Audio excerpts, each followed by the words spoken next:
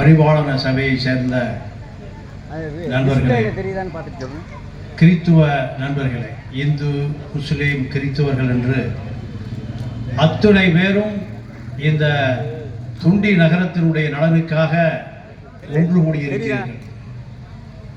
இந்த ஒன்று கூடல் தான் பாவோடி மைதானத்திலிருந்து பள்ளிவாசல் பக்கம் நகர்த்தி இருக்கிறது. பாவோடி பக்கம் நான் சிறுவனாக இருந்த காலத்தில் பல கூட்டங்களை கேட்டிருக்கிறேன். ஆனால் நமது தொண்டி காவல்துறை அதற்கு அனுமதி கொடுக்கவில்லை என்று நம்ம சமூக போராளி பாய்ஸ் அவர்கள் சொன்னார். அப்ப இந்த பாவோடி மைதானமும் ஒரு குடும்பத்தினுடைய கட்டுப்பாட்டில் இருக்கிறதா என்ற கேள்வி எழுகிறது. நீங்க சில கட்சிகள், நான் இப்ப அரசியல் பேச வரவில்லை, அதிகாரத்துக்கு வந்தால் 5 அதிகார மையங்கள் உருவாகும். அப்பா ஒரு பக்கம், மனைவி ஒரு பக்கம், மகன் ஒரு பக்கம். இப்படி துண்டியிலும் அதே போன்று 3 அதிகார மையங்கள் செயல்படுகிறது என்கின்ற செய்தியைத்தான் நாம் இப்பொழுது பார்க்க முடிகிறது. பாவோடி மைதானம் தான் இனிமேல் அனைத்து கட்சிக்கும் கொடுக்கப்பட மாட்டாது என்று காவல்துறை முடிவு செய்து விட்டது என்று நான் இந்த கூட்டத்தின் வாயிலாக அறிந்து கொள்கிறேன். அந்த அளவுக்கு ஜனநாயகமா அல்லது சர்வாதிகாரமா? இந்த தொண்டி பேரூராட்சி என்பது மிகப்பெரிய தலைவர்கள் எல்லாம் இந்த இடத்திலே அமர்ந்து நிர்வாகம் செய்திருக்கிறார்கள். சொந்த சொத்துக்களை எல்லாம் இழந்திருக்கிறார்கள். யார் மீதும் ஒரு தூசு துரும்பு கூட குற்றம் சொல்ல முடியாத அளவிற்கு இந்த தொண்டி நகரம் அவ்வளவு சிறப்பு வாய்ந்த நகரமாக இருந்திருக்கு. வரலாற்று பூர்வமான நகரம். இப்படி பல சிறப்புகள் உள்ள நகரத்தில் ஒரு நண்பர் ஒரு புள்ளி விவரத்தை, அதாவது ஹாஜா முஹைதீன் என்பவர் சேர்மனுடைய கணவர் அந்த மின்சார கடையில் வேலை பார்த்து கொண்டிருப்பவர் பெயரில் 1 கோடி ரூபாய்க்கு ஒப்பந்தம் பெறப்பட்டிருக்கிறது. ஒரே ஒரு உதாரணம், ஒரு பெரிய சட்டியில ஒரு பறிக்கையை எடுத்து பார்க்கிற இந்த சோதனை. இந்த பேப்பரை கையில வச்சிருக்கேன். அவர் சாதாரண கடைநிலை ஊழியர். அவர் பெயரில் 1 கோடி ரூபாய் ஒப்பந்தம் யார் எடுத்தது? ஊழலே செய்யலங்க, நேர்மையாக இருக்கிறீர்கள். ஆனால் இந்த 1 கோடி ரூபாய் ஒப்பந்தம் யார் பெயரில் எடுத்தது? எங்கே ஊழல் ஆரம்பிக்கப்பட்டது என்றால், நீங்க தேர்தல் முடிந்த பிறகு யார் திமுகவில் இருந்தார், அந்த குடும்பம் இயல்பாக பேரூராட்சியுடைய தலைவராக தேர்ந்தெடுக்கப்பட வேண்டும். ஆனால் நடந்ததா? இல்ல.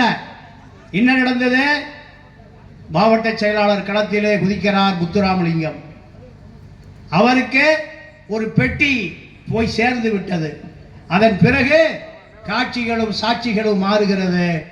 ஒரு கவுன்சிலருக்கு 5 லட்சம் ரூபாய், 7 கவுன்சிலருக்கு 35 லட்சம் ரூபாய் விலை பேசப்பட்டு கொடுக்கப்படுகிறது. மெஜாரிட்டி 8 பேர். அப்படித்தான் இந்த பேரூராட்சியை கைப்பற்ற முடிகிறது.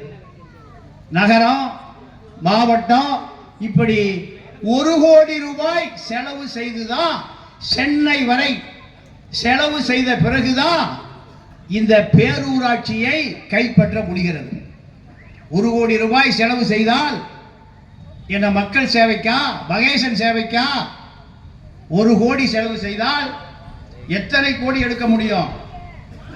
இந்த பேரூராட்சியினுடைய வருட வரவு செலவு பட்ஜெட் 28 கோடியே 33,63,753. 10% கேட்காமலே வந்துவிடும். 28 கோடிக்கு 2 கோடியே 80 லட்சம் ரூபாய் கதவை தட்டி வீட்டுக்கு வந்துடும். தமிழ்நாடு முழுக்க உள்ள புள்ளிவர கணக்கு. இப்போ இந்த 28-30 கோடி ரூபாயில் வருடத்திற்கு 3 கோடி.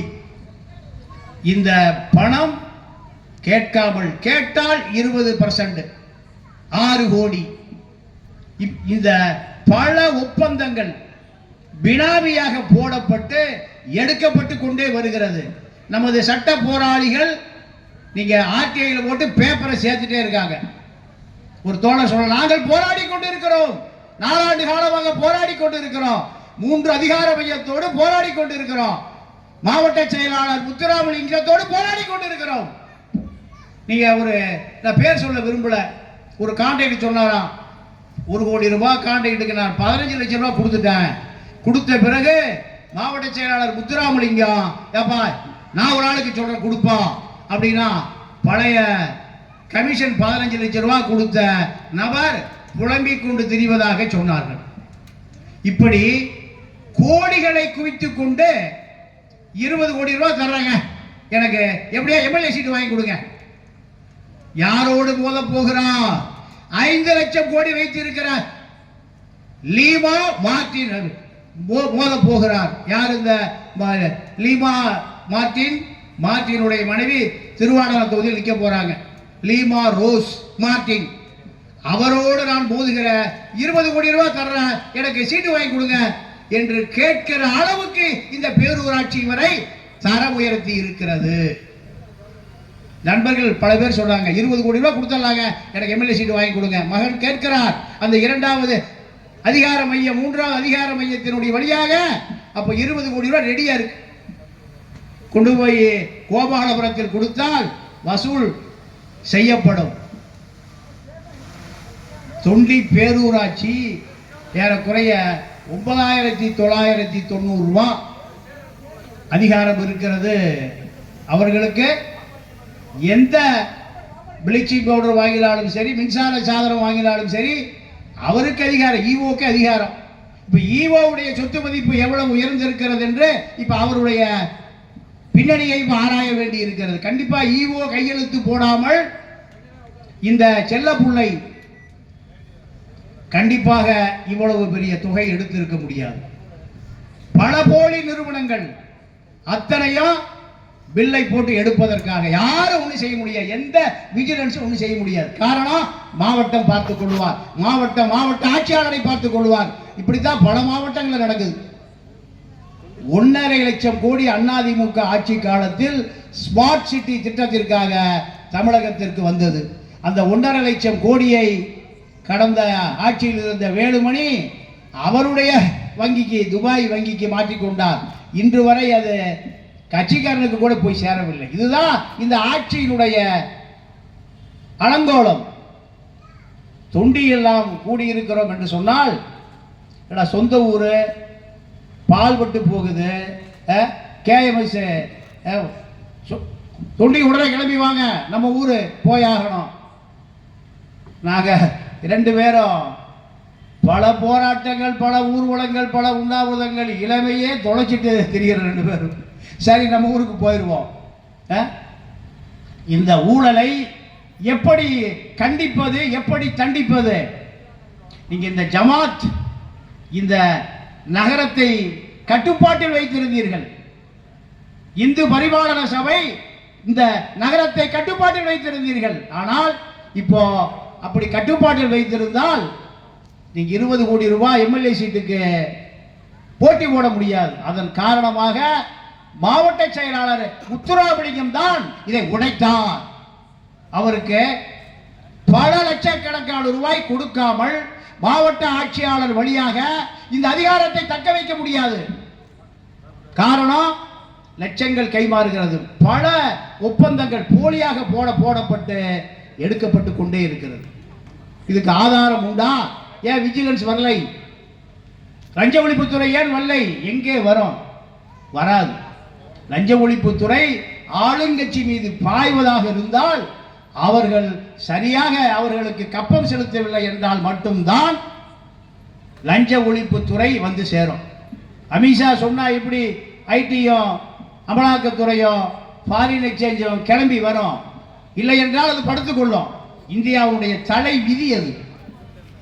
அமித்ஷா யாரை கை காட்டுகிறாரோ அந்த பக்கம் தான் அமலாக்கத்துறை போகும், ஐடி துறை போகும், அந்நிய செலாவணி துறை போகும். அதே போலதான் தமிழ்நாட்டில் மாவட்ட ஆட்சியாளருக்கு, மாவட்ட செயலாளருக்கு பெட்டி போகவில்லை என்றால் இங்கே பேரூராட்சியில தற்காலிக பணியாளர் குப்பை எழுவதற்கு 400 ரூபாய் சம்பளம். அவர்களுக்கு கையுறை இல்லை, அவர்களுக்கு போதிய பாதுகாப்பு சாதனங்கள் இல்லை.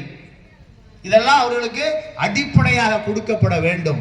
ஆனால் ஏறக்குறைய இந்த ஒப்பந்த பணியாளர் 400 ரூபாய், ஏறக்குறைய 25 பேர் தொண்டி பேரூராட்சியிலே பணியாற்றுகிறார்கள். ஆனால் ஒரு 15 பேர் அதிகமாக பணியாற்றுவதாக 400 ரூபாய் படி ஏறக்குறைய 6000 ரூபாய் ஒரு நாளைக்கு. 3000 பாருங்க, 18, 1,80,000, 2 லட்சம் ரூபாய் மிக சாதாரணமாக, அதாவது பேக்கெட் மணி எடுக்கப்படுகிறது. ஒரு துறைகள் மட்டும் நான் எப்படி சொன்னேன், அதாவது இந்த பேப்பரோட காமிக்கிறேன். ஒரு சாதாரண அவங்க எலக்ட்ரிக் கடையில் பொட்டலம் கட்டுகிற நபர் மீது எப்படி 1 கோடி ரூபாய்க்கு ஒப்பந்தம் எடுக்கப்பட்டது? இந்த 1 கோடி ரூபாய் என்பது சாதாரணமா? ஒரு கூலி தொழிலாளி 1000 ரூபாய் சம்பளத்துக்கு காலையிலிருந்து மதியம் வரை நீங்க செங்கல், சிமெண்ட், காரச்சட்டியை தூக்கணும். ஆனால் 1 கோடி ரூபாய் ஒப்பந்தம் என்பது சாதாரணமாக எடுக்கப்பட்டிருக்கிறது. இந்த 28,33,63,753 ரூபாய் ஒரு வருடத்திற்கு நகராட்சியினுடைய வரவு செலவு என்றால் இதுல 50% திருடப்பட்டிருக்கும். நீங்க அத்தனை ஆர்டிஐ போட்டீங்கன்னா நீங்க அந்த ஒப்பந்தம் நடக்கிற இடத்துல நேர போய் பாருங்க. 28 கோடியில 14 கோடி ரூபாய் திருடப்பட்டிருக்கும். இவர்களை எந்த விஜிலன்ஸ் வச்சு விசாரிக்கிறது? எந்த அமலாக்கத்துறையை வைத்து விசாரிப்பது? எந்த வருமான வரித்துறையை வைத்து விசாரிப்பது? தமிழ்நாடு முழுக்க சாபக்கேடு. நான் அரசியலுக்குள்ள போக விரும்பவில்லை. ஏதோ சொந்த ஊர், சொந்த பொண்ணு, அப்பா பாட்டம் முட்டெல்லாம் அங்கே வாழ்ந்துட்டான். அதனால இப்படி கொள்ளை போவதை தடுக்க முடியவில்லை. எங்க அப்பா சொல்லுவார், நான் படிச்ச பள்ளிக்கூடத்தில் நான் தாண்டா இங்கே தச்சு வேலை பார்த்தங்குவார். தொண்டியம்மன் கோயில் கொடிக்கப்பட்ட நான் தான் தச்சு வேலை பார்த்தேன்னு எங்க அப்பா சொல்லுவார். இப்படி இந்த மண்ணோடு தொடர்புடைய காரணத்தினால் இந்த மருத்துவமனைக்கு வந்து போராடணும், ஒண்ணுமே நடக்கல. நான் நவாஸ்கனி உங்கள் அத்தனை பேருக்கு பார்த்து சொல்றேன், நவாஸ்கனியிடம் நான் பலமுறை தொலைபேசியிலே தொடர்பு கொண்டு அமைச்சரை சந்திப்போம் வாருங்கள் என்று பலமுறை சொன்னேன். செவியே கேட்கவில்லை. என்ன காரணம்னா, நீங்க கோபித்துக் கொள்ளக்கூடாது, முஸ்லீம் பெருமக்கள் கோபித்துக் கொள்ளக்கூடாது. நான் பெரியாரிஸ்ட். நான் திருப்பூர்ல இந்த சிறுபான்மை மக்களுக்காக தோளோடு தோள் பல போராட்டங்களை நடத்தி இருக்கிறேன். நான் சொல்லுகிறேன், 28.5% முஸ்லிம் வாக்கு ராமநாதபுரம் தொகுதியில் இருக்கிறது. இது ஓட்டு போட்டால் அன்னபோஸ்ட ஜெயிப்பார் நவாஸ்கனி. அந்த தைரியத்தில் தான் இந்த மருத்துவமனை பிரச்சனைக்கு கூட ஒரு வரமாட்டேன்னு சொல்லிட்டார். பல முறை நான் போராடினேன். அத்தனை சிறுவாடனைக்கு போக வேண்டியிருக்கு. சாதாரணமாக அடிபட்டால் அமைச்சரை வந்து நவாஸ்கனி சந்தித்தால் கண்டிப்பாக 2 நாள், ஒரு வாரத்தில் இது அரசினர் மருத்துவமனையாக தரம் உயர்த்தப்படும். ஆனால் அவரை செவி சாய்க்கவே இல்லை. இதெல்லாம் உங்களுடைய கவனத்துக்கு சொல்லுகிறேன். நீங்க தொடர்ந்து போராடி கொண்டு இருக்கிறீர்கள். நான் நேரத்தை அதிகமாக எடுத்துக்கொள்ள விரும்பவில்லை. எனக்கு பிறகு பல பேர் பேச காத்திருக்கிறார்கள் பல புள்ளி விவரங்களோடு. ஆகையால் நீங்க இந்த போராட்டத்தை வீரியப்படுத்துங்கள். பல கோடி ரூபாய் கொள்ளை போய் கொண்டிருக்கிறது. எல்லாம் ஒப்பந்தமும் ஃபேக், எல்லாம் போலி. 28 கோடியில 10% 2,80,00,000 இல்ல, 14 கோடி ரூபாய் ஊழல் நடக்குது ஒரு வருஷத்துக்கு. 5 வருஷத்துக்கு 5, 14, 50, 5, 70 கோடி ரூபாய் ஊழல் நடந்திருக்கு. ஆதாரங்கள் இருக்கு, அசைக்க முடியாத ஆதாரங்கள் இருக்கு. இதை எப்படி கண்டுபிடிப்பது? நீங்க கவுன்சிலருக்கு 5 லட்சம் ரூபாய் வாங்கிட்டு ஆதரவு களம் மாறுகிற பொழுது நீங்க உஷாரா இருக்கணுமா இல்லையா? ஆகவில்லை. ஏன் நீங்க இப்போ இந்த தலைப்பு கூட எப்படி போட்டு ரொம்ப மென்மையா உங்களுக்கே உண்டான ஒரு இரக்க குணத்தோடு போட்டு இருக்கிறீர்கள். என்ன? தொண்டி பேரூராட்சி நிர்வாகம் தொண்டி பேரூராட்சி நிர்வாக அடிப்படை வசதிகளை போர்க்கால அடிப்படைகள் செய்து பதவி விலக கோரி பேரூராட்சி தலைவர் பதவி நம்பிக்கையே இல்லையே. நம்பிக்கையில தீர்மானம் கொண்டு வர தேவை இருக்கா இல்லையா? அப்ப எதுக்கு அவர் செய்ய 4 வருடம் நீங்க காத்திருந்தீங்க, செய்யல. இனிமே செய்ய போறாங்களா? செய்ய மாட்டாங்க. அப்ப என்ன பண்ணணும்? பதவி விலக கோரி பதவி விலக கலெக்டர் தீர்மானம் போட போறோம். இந்த தீர்மானம் வலிமையான தீர்மானம். அனைத்து மக்களும் ஜமாத், அனைத்து ஜமாத் இருக்கீங்க, இந்து பரிபாலன சபை இருக்கு, கிறிஸ்தவ முன்னணி இருக்கு, இதை விட வேற யார் வேணும்? பதவி விலகியாக வேண்டும். இப்படி தீர்மானம் போட்டால் அது வலிமையாக இருக்கும். நீங்க இன்னும் உங்களுக்கு உள்ள இரக்க சிந்தனையோடு இதை தயவு செய்து மாற்றிக்கொள்ளுங்கள். ஊழல் நடக்குதுன்னு தெரியுது. இந்த ஊழலை மாற்றுவதற்கு நாம் சில மனிதாபிமான அடிப்படை என்பது நாம் எதை செய்ய வேண்டும்? நீங்க நபிகள் நாயகம் ஸல்லல்லாஹு அலைஹி வஸல்லம் அவர்கள் ஒரு போர் வீரர். இதுதான் அவரை மனிதனாக, இறைவனாக, நான் அதுக்குள்ள போக விரும்பல, ஒரு மா மனிதனாக மாற்றி அவர் ஒரு போர் வீரர்.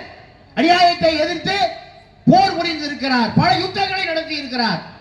அப்போ நம்ம இன்னும் அமைதியாக போராடினால் கண்டிப்பாக அதுக்கு தீர்வு வராது. எப்ப கூப்பிட்டாலும் நானும் கேய புறப்பட்டு வருவோம். ஆனால் இதற்கு என்ன தீர்வு என்பதை நீங்க உறுதியாக இறுதியாக முடிவெடுக்க வேண்டிய ஒரு தருணம் என்பதை கூறி வாய்ப்புக்கு நன்றி கூறி விடைபெறுகிறேன். நன்றி, வணக்கம்.